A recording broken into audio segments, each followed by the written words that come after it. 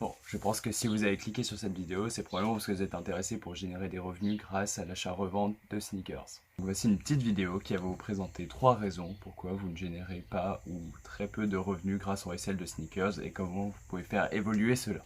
Alors, la première raison, c'est probablement parce que vous coupez toujours des sneakers au prix retail.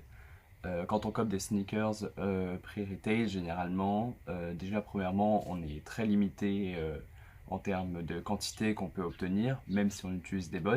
Et secondement, on est aussi pas mal limité par la chance qu'on a. Beaucoup de personnes ne vont pas réussir à obtenir plus de 5 à 10 paires sur une année, ce qui, si on, par exemple on fait sur une moyenne, on dit qu'on obtient 100 € par paire, ça nous fait du 5 à 1000 € par an, ce qui est pas très intéressant d'un point de vue d'un business. Seconde raison est probablement parce que vous gardez trop de trésorerie et que vous bloquez trop d'argent en stock de sneakers.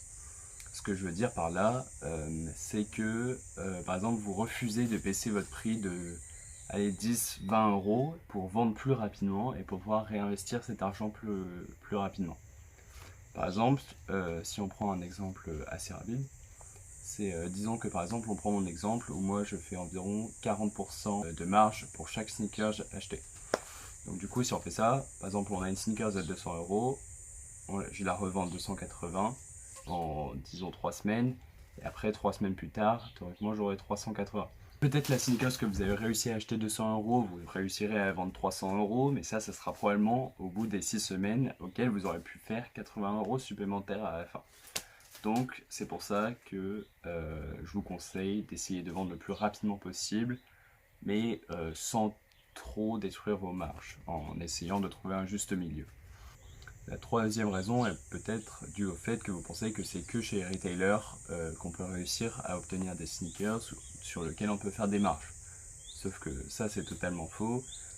Par exemple, il y a tout le marché de la sneakers d'occasion, il y a le consignement, il y a toute la partie rénovation. Par le fait, par exemple, si vous n'avez pas beaucoup de capital, si jamais vous trouvez des gens qui vendent des sneakers très chers et que vous leur donnez un client, donc vous avez juste à trouver le client, vous avez des messages Instagram à certaines personnes qui seraient probablement intéressées, ou par exemple vous avez une connaissance qui serait intéressée pour acheter une paire.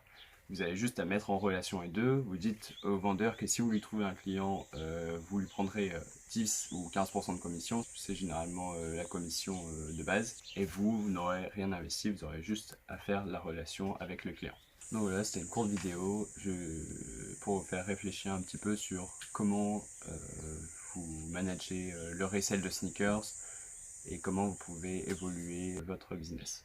Donc voilà, c'était une courte vidéo pour vous présenter ces 3 raisons et j'espère qu'elle vous apportera de l'aide et qu'elle pourra vous permettre de faire fleurir votre business. Voilà. C'était tout, merci beaucoup.